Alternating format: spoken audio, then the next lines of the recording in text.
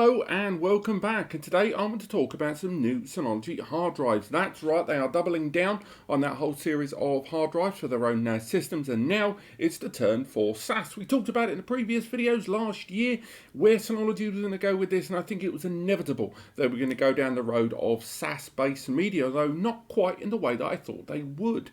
Today I want to talk about the new 3 units in their SAS-based series, the HAS5300. This here on the table is not one of them, it has to be said. This is the previous generation, the HAS5300. This is the SATA equivalent, but it's quite similar indeed between those two ranges. Now, the SAS-based series from Synology, I think, is their answer to what a lot of people were saying about some of their newest generation units, particularly those in the SA and the UC series. Although both of those ranges are relatively new, I think they're about a year to year and a half between them in terms of actual release.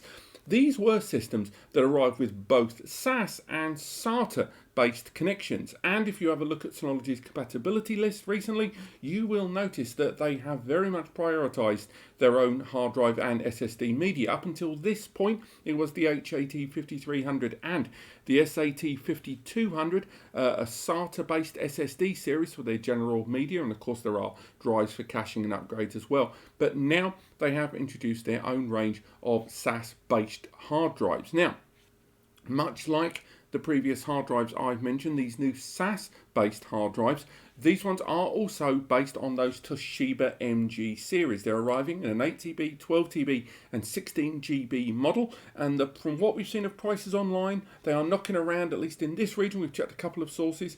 The most reliable that we found so far was showing the 8TB at £298 without the VAT, the 12TB at £432 without the VAT, and the 16TB at a rather hefty £556 without the VAT. How that translates into euros and dollars, I'm afraid you're going to have to get your little friend Google to help you out with that one. But again, these are always going to be a little bit more than SATA equivalents because of the SAS kind of, not really business tax, but definitely SAS-based drives will always command a little bit more of a premium there on the price tag. But it has to be said, as mentioned, and Synology have not been secretive about this. Indeed, they've plastered it on the front of their drives. They are utilising the Toshiba MG series at MG06, MG07 and MG08 for the 8TB, 12TB and 16TB respectively.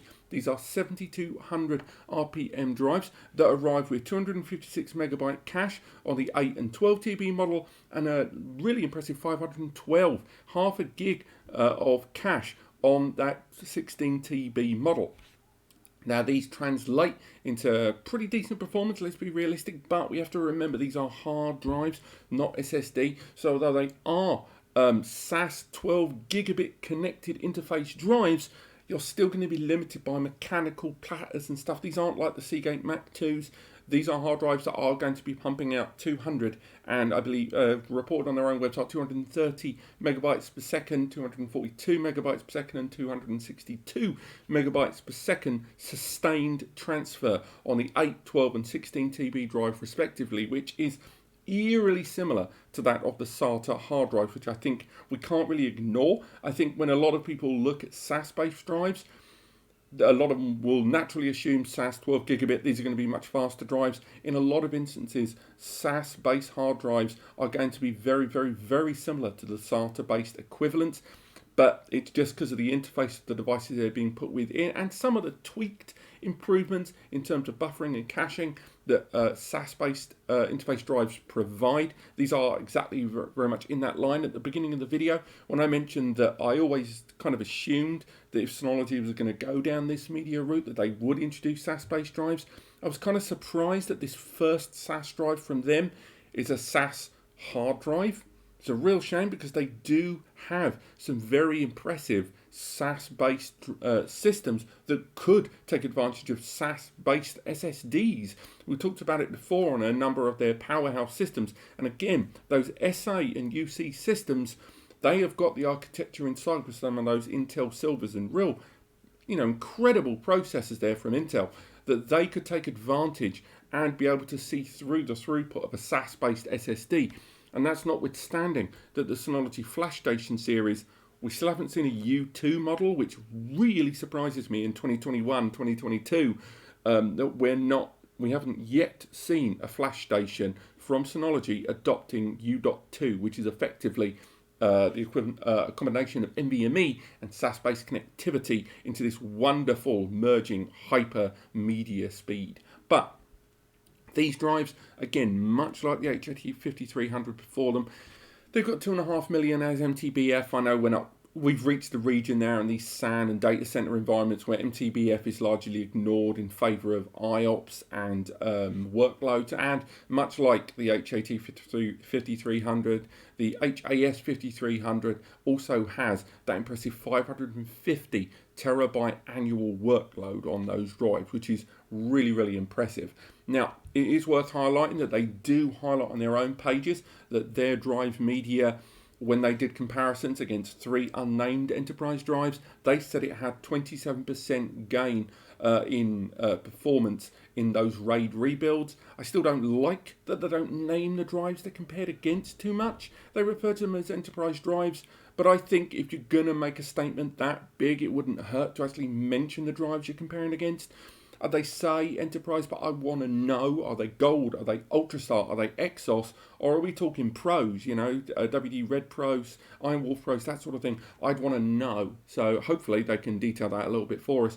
Another thing that isn't present on these SAS drives, which again, a little surprised by, particularly given the architecture of the Toshiba MG series these are based on, there's no SCD or self-IE on these drives. SIE, sanitized instant erasure, ultimately a drive that has either security or protocol built into it, that it can erase the data inside when needed. And of course, SCD, self-encrypted drives. These are drives where the encryption is on the drive level. And it's really surprising, again, in 2021, that these drives from Synology aren't able to have that feature, particularly given that Toshiba actually have equivalent drives for this. Maybe it's because Synology don't want to overcomplicate their range of drives, maybe because this is something that's coming, or maybe they prefer the encryption to be handled in system. Seems a little odd to me. And of course, these drives being Synology drives, just like the ones before it, they come with several advantages that I think are worth highlighting. One big one is that much like the HAT before it, the HAS series arrives with firmware that is optimized for Synology systems. Now, I know that seems a bit frou-frou and a bit, oh, sure, go on. But hear me out.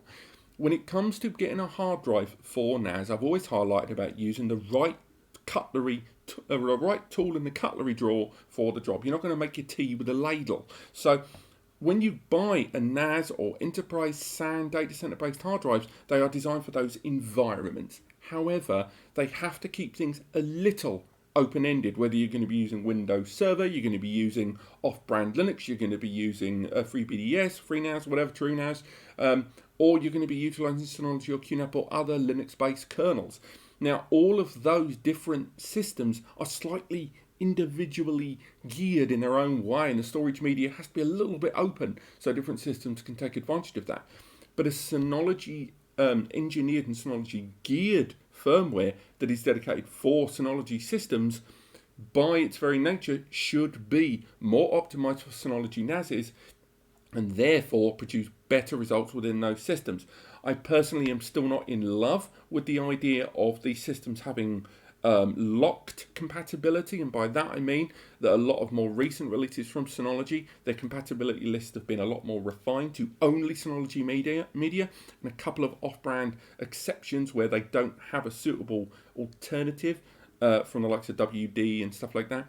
But still, nonetheless, I do think that optimized and system targeted firmware updates for the system they're going in is a good thing. Likewise, firmware updates from Synology will be done within the DSM. So for those of you that want to update your storage media with the latest firmware, unlike a normal hard drive where you've got to whip it out of the PC or whip it out of the NAS system, get it put into a dock or connected to a PC or basically an injection system, bung the firmware on gradually. Seagate use Seagate tools, and I've done that a couple of times here on the channel to update firmware and show you.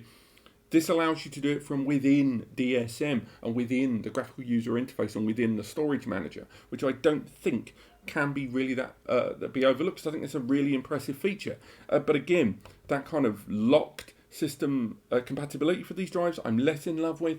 And I think that idea, particularly, I think the idea that these drives, and it applies to their SSD media as well, the fact that you can't use them in non-Synology systems, because they say they're not able to support your warranty if you do that. I'm not a big fan of that. These drives have got 5 years of manufacturer's warranty on them, and I do think a lot of users, probably in the last 6 months, where Chia and hardware shortages and semiconductor shortages and all that stuff has kind of throttled the storage media market for hard drives and SSDs. And I think that support locking on these drives, a number of users have probably gone and installed one of these drives in a non-Synology system.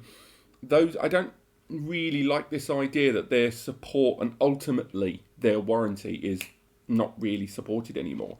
But this has been everything we know so far about the Synology HAS5300 range of SAS hard drives. Now, they are available now. They're on the official pages. They are in the channel where I can see, but don't be surprised if you are looking to upgrade your system with drives like these. Maybe it's going to take a week or so for the whole flow of hardware across the channel and across the world to start moving. But I will highlight once again that hardware shortages are a thing right now, particularly bigger, more enterprise hard drives. Notwithstanding Chia, just generally hardware shortages in hard drive media. It's a little thinner on the ground, and that doesn't just apply to any one brand. It's pretty much exclusively across the entire hard drive market right now. So if you see a decent little drive, or you think, oh, maybe I'm going to need drives in the next month or two, I wouldn't wait, to be honest, because this isn't going to get better in 2021. But otherwise, thank you so much for watching. There's a whole link in the article. There's a link in the description at NAS Compares that breaks down loads more information about these drives. If you have enjoyed this video, click like. If you want to learn more, click subscribe. And of course, take advantage of the free advice section over on NAS Compares. It's down there, linked in the description. It's myself and Eddie, the web guy. We answer your questions, any of them. Just let us know your data query, be it your network, be it your Thunderbolt, be it your NAS, your DAS, your whatever. If you need help, it's there, it's free. Take advantage. Other than that, I will see you next time.